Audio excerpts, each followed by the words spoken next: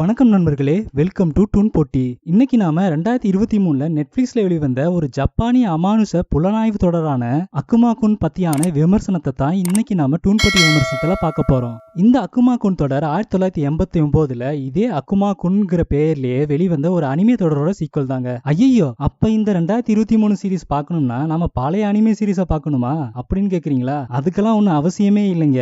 இது தனியாவே நின்று பேசுது, தாராளமா பார்க்கலாம். இந்த அக்குமா குன் தொடர் பத்தியான விமர்சனத்துக்கு போறதுக்கு முன்னாடி இந்த அக்குமா குன் யாரு, இதுக்கு முன்னாடி என்ன நடந்துச்சுன்னு ஒரு சின்ன பிளாஷ்பேக் போயிட்டு வந்துடலாங்க. 1963 சிகேரு மிசுகிங்கிறவரு அக்குமா குன்கிற மாங்காவை வெளியிடுறாரு. இந்த மாங்காவை அடிப்படையா கொண்டு 1989 42 எபிசோடுகள் கொண்ட ஒரு அனிமே தொடரை உருவாக்குறாங்க.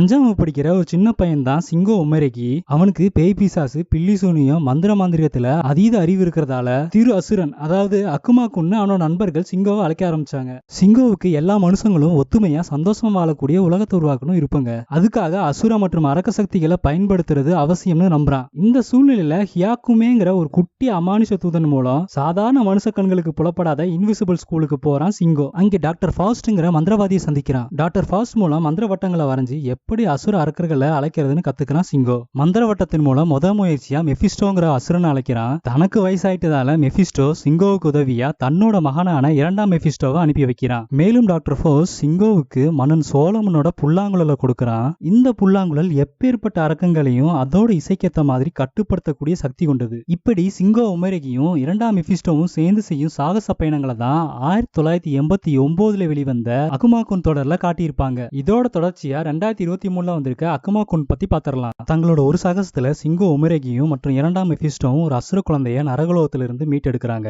அந்த குழந்தைய தானே தத்தெடுத்து வளர்க்கறான் சிங்கோ. அவனுக்கு இச்சிரோ உமரேகின்னு பேர் வைக்கிறான். அந்த அசுர குழந்தைக்கு அன்பு பாசம் காட்டி ஒரு மனுஷனாவே வளர்க்கறான் சிங்கோ. இச்சிரோவுக்கு என்னதான் மனித பண்புகளை சொல்லி வளர்த்தாலும் இச்சிரோ மனுஷங்களோட சுயநலத்தையும் மோசமான நடவடிக்கைகளையும் பார்த்து மனுஷங்களை பத்தி நல்லாவே புரிஞ்சுக்கிறான். அமானுஷ புத்தகங்கள் படிச்சு அறிவு வளர்த்துக்கிற இச்சிரோ எப்பவும் சோம்பலும் சொங்கியுமா ஜாம்பி மாதிரியே இருக்கான். அவன் வளவளா கொலகொலான்னு பேச மாட்டான். தான் உண்டு தான் வேலை உண்டுன்னு இருப்பான். தனக்கு அப்புறம் அசுர சாகசத்துல தன்னோட மகனான இச்சிரோவை அடுத்த அக்குமா குன்னா மாத்திட்டு தன்னோட கனவான மனிதர்கள் மகிழ்ச்சியா வாழக்கூடிய உலகத்தை உருவாக்கணும்னு இன்விசிபிள் ஸ்கூல்லே ஆய்வுல தங்கிடுறான் இச்சிரோவின் வளர்ப்பு தகப்பனான சிங்கோ உமரேகி. இப்படி அம்போன்னு விட்டுட்டு போனதுல இருந்து இச்சிரோவுக்கு தன்னோட அப்பாவான சிங்கோ மேல எந்த ஒரு அபிப்பிராயமும் ஈடுபாடும் இல்லாமலே இருக்கான். புது அக்குமா குன்னான இச்சிரோவுக்கு உதவியா 2ஆம் மெபிஸ்டோ தன்னோட மகனான 3ஆம் மெபிஸ்டோவை அனுப்பி வைக்கிறான். 2ஆம் மெபிஸ்டோ முந்தைய அக்குமா குன்னான சிங்கோவோட தங்கச்சிய கல்யாணம் பண்ண அவங்களோட வாரிசு தான் இந்த 3ஆம் மெபிஸ்டோ. சொல்ல போனா இச்சிரோவோட மச்சான் தான் இந்த 3ஆம் மெபிஸ்டோ. தந்தை அசுரனாகவும் தாய் மனுஷியாவும் இருக்க போக அசுரன் பாதி மனுஷன் பாதி கலந்து செய்த கலவை தான் இந்த 3ஆம் மெபிஸ்டோ. இச்சிரோவும் மெபிஸ்டோவும் ஒரு பழைய பில்டிங்ல வாடகைக்கு வீடு எடுத்து தி மில்லினரியனிசம் ரிசர்ச் இன்ஸ்டிடியூட்ங்கிற பேர்ல பொழப்ப ஓட்டிட்டு இருக்காங்க. அதாவது அமானுஷ நிகழ்வுகள் மற்றும் மர்மமான முறையில ஏற்படுற குற்றங்களை புலனாய்வு செஞ்சு அதை தீர்த்து வைக்கிறது தான் அக்குமா குன் மற்றும் மெபிஸ்டோவோட வேலை. வீட்டு வாடகை கூட கொடுக்க முடியாம இருக்க நிலைமையில அதை பத்தி கொஞ்சம் கூட பொருட்டே படாம இருக்கான் இச்சிரோ. மாசம் வீட்டு வாடகை கொடுக்கற அளவுக்காது வழக்குகளை தீர்த்து பணம் சம்பாதிக்கணும்னு இன்னொரு பக்கம் மெபிஸ்டோ ஓடி ஓடி ஒவ்வொரு கஸ்டமரா தேடி பிடிச்சு கொண்டு வரான். மாசம் ஆனா போதும் தானு வீட்டு வாடகை கேட்டு வீட்டு வாசல் முன்ன வந்து நிக்கிறா அந்த பில்டிங்கோட ஓனர் மகளான குட்டி பொண்ணு மியோ கசாமா. இச்சிரோவையும் மெபிஸ்டோவையும் வார்த்தையிலே வறுத்தெடுக்கிறதுல மியோ பல கில்லாடி. ஆனா என்ன, அவளுக்கு அந்த வீட்டுக்குள்ள போறதுனா மட்டும் பயம். ஏன்னா ஹால்ல தொங்க விட்டுருக்க ஜாண்டோங்கிற எலும்பு கூட பார்த்தாலே மியோவுக்கு அள்ளு விட்டுரும். எப்பவுமே துருதுருன்னு இருக்க மியோ பண்ற சேட்டைகளை பார்க்க ரொம்பவே ரசிக்கும்படியா இருக்கு. மியோவுக்கு அப்படியே நேர்மறையா இருக்காங்க மியோவோட அம்மாவான சானே கசாமா. மாடியில இருந்து கீழே கூப்பிட்டாலும் அவங்க குரலை விட குண்டூசி சத்தம் நமக்கு கேட்டுரும். அப்படி ஒரு மென்மையானவங்க. வாடகை தானே, காசு வந்தா கொடுத்துட போறாங்க. அவங்க ரொம்ப நல்லவங்களாச்சேன்னு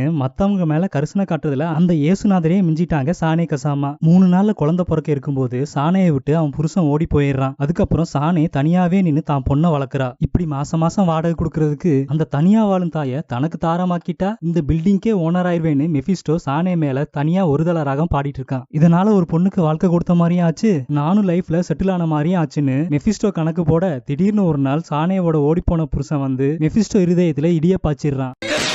இப்படி இருக்க ஏதாவது வித்தியாசமா மர்மமான வழக்குகளோட ஒரு சில பேர் அக்குமா குன்னோட இன்ஸ்டிடியூட்டை தேடி வருவாங்க.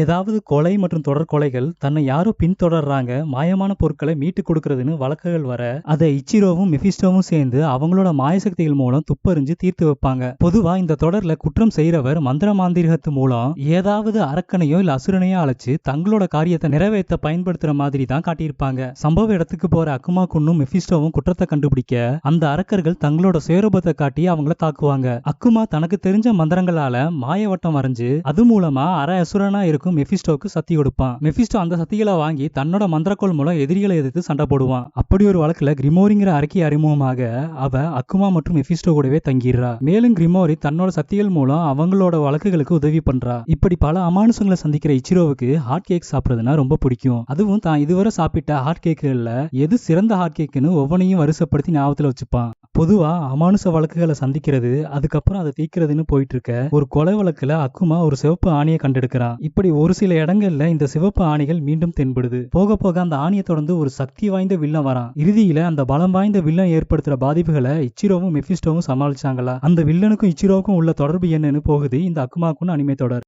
எனக்கு முதல் 2 எபிசோட் ரொம்பவே பிடிச்சிருந்துங்க. வெவ்வேறு இடத்துல வெவ்வேறு நாட்கள்ல சில பேர் இறந்து போறாங்க. ஆனா எல்லாரும் சொல்லி வச்ச மாதிரியே ஒரே நேரத்துல இறந்து போயிருக்காங்க. இதுக்கு பின்னாடி இருக்க மர்மம் என்ன? நம்ம கதாநாயகர்கள் இந்த வழக்கை எப்படி முடிக்கிறாங்கன்னு ரொம்ப சுவாரஸ்யமாவே கொண்டு போயிருந்தாங்க. அடுத்து எனக்கு பிடிச்ச எபிசோட்னா வீட்டு ஓனரமா சானேயோட புருஷன் திரும்பி வர எபிசோட். அதுல முக்கியமா மியோ கசமா தகப்பன் இல்லாம வளர்ற பொண்ணு தன்னோட அப்பா திரும்ப வந்துட்டாருன்னு சந்தோஷமாகறா. அந்த மியோ கதாபாத்திரத்தின் மூலம் நம்மள நெஞ்ச நக்கிட்டாங்க. பிரபலமான டோய் அனிமேஷனும் என்கரேஜ் பிலிம்ஸும் சேர்ந்து தான் இந்த தொடரை படைச்சிருக்காங்க. அனிமேஷன் ஸ்டைல இச்சிரோங்கிற அக்குமா கொன்ன இப்ப இருக்க மாடர்ன் அனிமேஷன்ல வரைஞ்ச மாதிரியும் மெபிஸ்டோ மற்றும் மெபிஸ்டோ குடும்பத்தையும் மற்றும் இச்சிரோவோட அப்பாவான சிங்கோவையும் பழைய கார்ட்டூன் ஸ்டைலே வரைஞ்ச மாதிரி காட்சிப்படுத்திருக்காங்க. இதுல வர அசுரர்கள் வெறும் ஆசிய புராணங்கள் மட்டும் இல்லாம உலகத்துல இருக்க எல்லா புராண கதைகள்ல இருந்து ஒரு சில அரக்கர்கள் வர மாதிரி எடுத்து கலந்து விட்டு அடிச்சிருக்காங்க. அதுலயும் குறிப்பா அக்குமாக்குன் மாயவட்டம் வரைஞ்சு எலாயும் எஸ்ஸாயும் சொல்லக்கூடிய மந்திரவாதிகள் பிரெஞ்சு மொழியில இருந்து எடுத்திருக்காங்க. ஒரு எபிசோட்ல மிசுகிங்கிற கதாபாத்திரம் இச்சிரோ கூட உரையாடும். இச்சிரோவை பார்க்கும்போது என்னோட மக மாதிரியே இருக்கு, இல்ல சொல்லப்போனா என்னோட நண்பனோட மக மாதிரி இருக்கு அப்படின்னு மிசுகி சொல்லுவாரு. மிசுகிய க்ளோஸ் அப்ல காட்டும் போது அவரோட கண்ணுல ஒரு தழும்பு இருக்கும். பழைய அனிமேக்களை பாத்திருந்தீங்கன்னா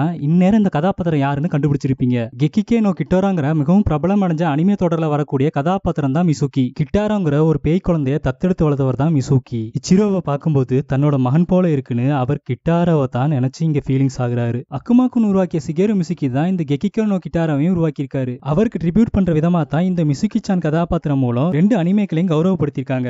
1989 வெளிவந்த அக்குமாக்குன் படிச்ச டைரக்டர் ஜுனிச்சி சட்டோ இந்த 2023 தொடரோட சீஃப் டைரக்டராகவும் பணியாற்றிருக்காரு. ஃபுமிடோசி ஒசாகி இந்த தொடரோட இயக்குனராகவும் ஹிரோசி ஒனோங்கிறவர் தான் ஸ்கிரிப்ட் எழுதியிருக்காரு. இந்த அக்குமாக்குன்ல மொத்தம் 12 எபிசோடுகள் இருக்கு. ஒவ்வொரு எபிசோடும் 20 இருந்து 25 நிமிஷம் ஓடுது. எல்லா எபிசோடுகளும் பிரமாதம் கேட்டா அப்படி ஒன்னும் சொல்ல முடியாதுங்க. ஒரு சில இடங்கள்ல அங்கங்க கொஞ்சம் தொய்வும் ஏற்படுது. மத்தபடி மர்மங்களை கண்டுபிடிக்கிற ஒரு நல்ல மிஸ்ட்ரி சீரிஸ் தான் இது. ரத்தம் தெறிக்கக்கூடிய காட்சிகள், கொலை, பில்லி சூனிய காட்சிகள் இருக்கிறதால இந்த அக்குமாக்குன் 16 வயசுக்கு மேல இருக்கக்கூடிய மட்டுமே பார்க்கக்கூடிய தொடர்.